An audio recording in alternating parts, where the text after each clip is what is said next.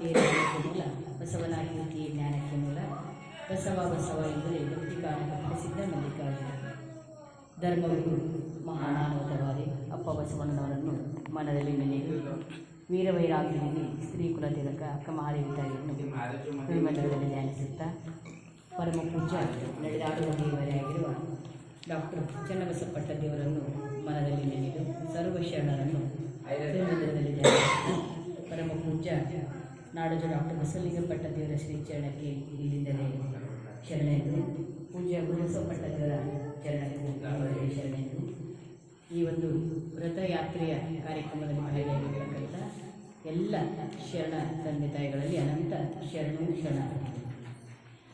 ಇವತ್ತು ತಮ್ಮೂರಿಗೆ ಭಾಲ್ಕಿಯ ಚನ್ನಬಸವಪಟ್ಟ ದೇವರ ರಥವನ್ನು ತಗೊಂಡು ನಾವೆಲ್ಲ ಬಂದಿದ್ದೀವಿ. ಅಂದರೆ ಅಪ್ಪವರೇ ಈ ಒಂದು ಕಾರ್ಯಕ್ರಮಕ್ಕೆ ಆಮಂತ್ರಣವನ್ನು ಕೊಡ್ತಾ ಇದ್ದಾರೆ ಅಂತಕ್ಕಂಥ ಭಾವ ನಮ್ಮನ್ನೆಲ್ಲ ಬರಬೇಕು.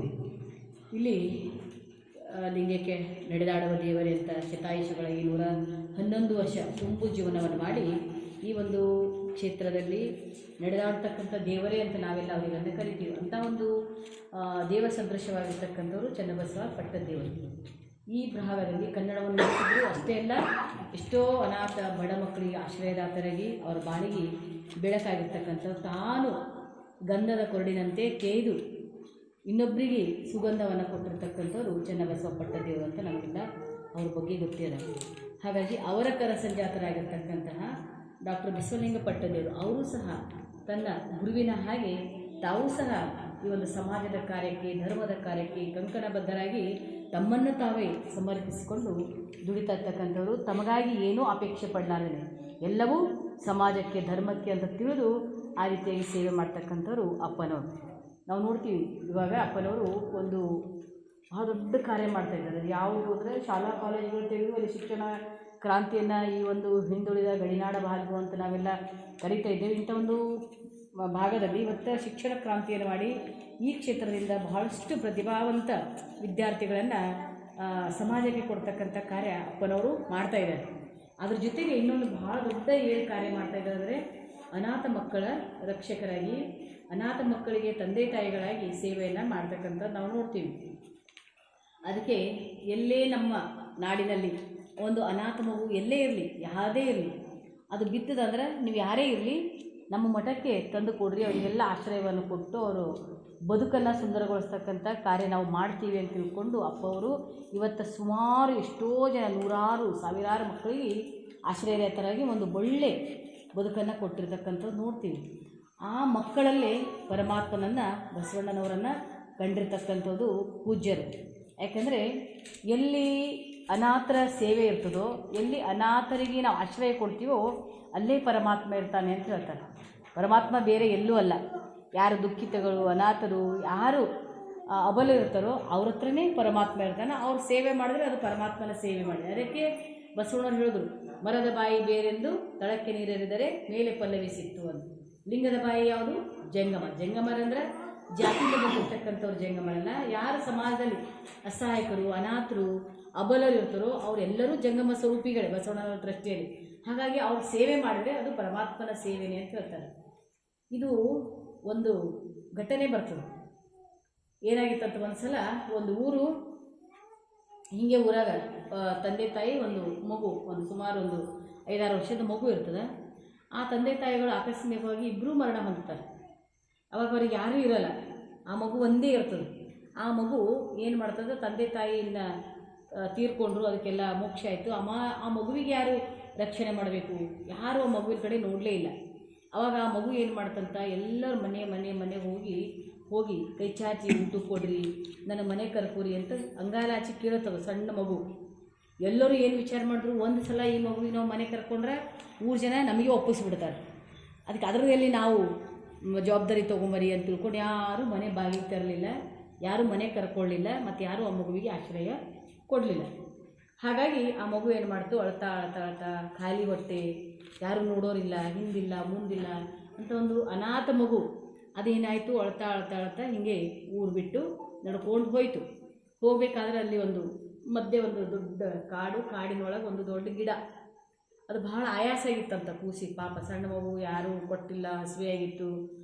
ಹಾಗಾಗಿ ಅದು ಭಾಳ ಆಯಾಸ ಆಗಿತ್ತು. ಆಯಾಸ ಆದಾಗ ಒಂದು ಗಿಡ ಕೆಳಗೆ ಹೋಗಿ ಮಲ್ಕೊಳ್ತದು ಮಗು. ಮಲ್ಕೊಳ್ತು, ಭಾಳ ನಿದ್ದೆ ಹತ್ತಿತ್ತು. ಇನ್ನೇನು ಎದ್ದುತ್ತದು. ಎದ್ದ ತಕ್ಷಣವೇ ಅದು ಯಾರ ತೊಡೆ ಮೇಲೆ ಮಲ್ಕೊಂಡಿತ್ತಂತ, ಪರಮಾತ್ಮನ ತೊಡೆ ಮೇಲೆ ಮಲ್ಕೊಂಡಿತ್ತಂತ. ಅವಾಗ ಕೇಳ್ತಂತ ಮಗು, ನೀ ಯಾರು ಅಂದರೆ ನಾನು ಪರಮಾತ್ಮ ಇದ್ದೀನಿ ಅಂತ ಹೇಳಿ. ನೀ ಯಾಕೆ ಇಲ್ಲಿ ಬಂದಿ ಅಂದರೆ, ನಿನಗೆ ಊರು ಜನ ಎಲ್ಲ ಹೊರಗೆ ಹಾಕ್ಯಾರಲ್ಲ, ಅದಕ್ಕೆ ನಿನಗೆ ಆಶ್ರಯ ಕೊಡ್ಲಿಕ್ಕೆ ನಾನು ಬಂದೀನಿ ಅಂತ ಹೇಳಿದ್ರಂತೇವರು. ಅವಾಗ ಅಲ್ಲೇ ಇರ್ತಕ್ಕಂಥ ಹಣ್ಣು ಎಲ್ಲ ಕೊಟ್ಟು ಅದಕ್ಕೆ ತಿನ್ಲಕ್ಕೆ ಕೊಟ್ಟು ಆ ಮಗುವಿಗೆ ಹೇಳಿದ್ರಂತೆ, ದೇವ್ರೇ ನಿನ್ನ ಸಲುವಾಗಿ ಅಷ್ಟೆಲ್ಲ ಅಲ್ಲೆಲ್ಲ ಪೂಜಾ ಗುಡೆಗೆಲ್ಲ ಮಾಡ್ತಾರೆ, ಮತ್ತು ಅದೆಲ್ಲ ಬಿಟ್ಟು ನೀ ಯಾಕೆ ಇಲ್ಲಿ ಬಂದು, ನನ್ನ ಬಲ್ಲಿ ಯಾಕೆ ಬಂದು ಅಂತ ಸಣ್ಣ ಮಗು ಮಾತಾಡ್ತಾನೆ. ಅವಾಗ ದೇವ್ರು ಹೇಳಿದ್ರಂತ, ಯಾವತ್ತು ನಿನಗೆ ಈ ಊರಾಗಿನ ಹೊರಗೆ ಹಾಕ್ಯಾರೋ ಅವತ್ತೇ ನನಗೂ ಹೊರಗೆ ಹಾಕ್ಯಾರ ಈ ಊರಾಗಿನ ಜನ ಅಂದ್ರಂತ ದೇವ್ರು.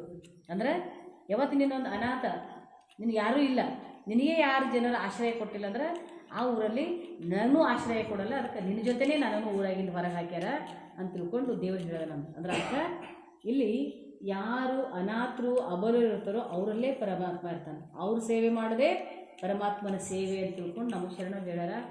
ಅದೇ ಮಾತನ್ನು ಬದುಕಿನಲ್ಲಿ ಚಾಚೂ ತಪ್ಪದೆ ಮಾಡ್ತಕ್ಕಂಥವ್ರು ಪರಮ ಪೂಜ್ಯ ನಮ್ಮ ಬಸವಲಿಂಗ ಪಟ್ಟದೇವರು. ಆ ಮಕ್ಕಳಲ್ಲೇ ಪರಮಾತ್ಮ ಅನ್ಕೊಂಡು ಆ ಮಕ್ಕಳಲ್ಲೇ ಬಸವಣ್ಣನವರು ಕಾಣ್ತಾ ಇದ್ದಾರೆ.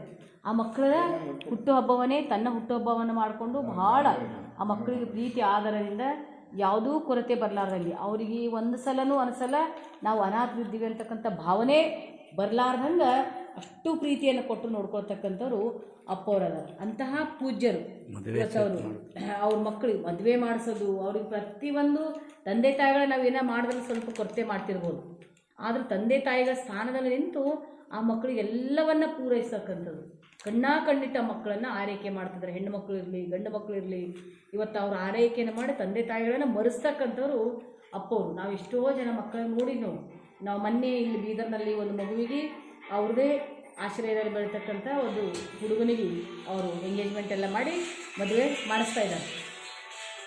ನಾವು ಭಾಳ ಆಶ್ಚರ್ಯ ಆಯಿತು, ಅಪ್ಪವ್ರು ಎಷ್ಟು ಮಾತೃದಯಗಳಂದರೆ, ನಾವೀಗ ಮದುವೆ ಮಾಡಬೇಕಾದ್ರೆ ಗಂಡಿನ ಕಡೆಯವರಿಗೆಲ್ಲ ಹೆಂಗೆ ಬಟ್ಟೆ ತಂದು ಎಲ್ಲ ಅವ್ರಿಗೆ ಏನೇನು ಸತ್ಕಾರ ಮಾಡಬೇಕು ಅದೆಲ್ಲ ಮಾಡ್ತೀವಲ್ಲ, ಒಂದು ಚಾಚೂ ತಪ್ಪಲಾರ್ದಂಗೆ ಆ ಗಂಡಿನ ಕಡೆಯವ್ರಿಗೆ ಏನೇನು ಸತ್ಕಾರ ಮಾಡಬೇಕು, ಏನೇನು ಬಟ್ಟೆ ಮಾಡಬೇಕು, ಅವ್ರಿಗೆ ಹೆಂಗೆ ಉಪಚಾರ ಮಾಡಬೇಕು, ಪ್ರತಿಯೊಂದನ್ನು ಅಲ್ಲಿ ಅಪ್ಪನವರು ಸ್ವತಃ ಎದುರು ನಿಂತು ಮಾಡಿಸ್ಯಾರ. ನಾವೇ ಈಗ ಮೊನ್ನೆ 11ನೇ ತಾರೀಕಿಗೆ ಕಾರ್ಯಕ್ರಮ ಮಾಡಿದ್ರು, ಈಗ ಸ್ವತಃ ಅವರೇ ಎದುರು ನಿಂತು ಈಗ ಮತ್ತೆ ಆ ಮಕ್ಕಳು ಮದುವೆನೂ ಮಾಡಿಸ್ತಾ ಇದ್ದಾರೆ. ನಮಗನಿಸ್ತು ಎಂಥ ಭಾಗ್ಯದ ಇದು. ನಾವು ತಂದೆ ತಾಯಿಗಳು ಮಾಡಬೇಕಾದ್ರೆ ಸ್ವಲ್ಪ ಏನಾರ ಕೊರತೆ ಮಾಡ್ತಿರ್ಬೋದು, ಏನಾರ ಸ್ವಲ್ಪ ಕಡಿಮೆ ಆಗ್ತಿರ್ಬೋದು, ಆದರೆ ಅಪ್ಪವರು ಏನೂ ಕೊರತೆ ಇರ್ಲಾರ್ದಂಗೆ ಇಷ್ಟು ಚಲೋ ಕಾರ್ಯಕ್ರಮ ಮಾಡಿದ್ರು ಅಂದರೆ ಅಷ್ಟು ಚಲೋ ಕಾರ್ಯಕ್ರಮ ಮಾಡಿದ್ರು. ಅಂದರೆ ಅವರು ಈ ಒಂದು ಸಣ್ಣ ವಿಷಯದಲ್ಲೇ ಅವ್ರ ಬಳಿ ಎಷ್ಟು ಒಂದು ಕಳಕಳಿ ಇರೋ ಆ ಮಕ್ಕಳ ಬಗ್ಗೆ ಅನ್ನೋದನ್ನು ಗೊತ್ತಾಗ್ತದೆ ನಮಗೆ.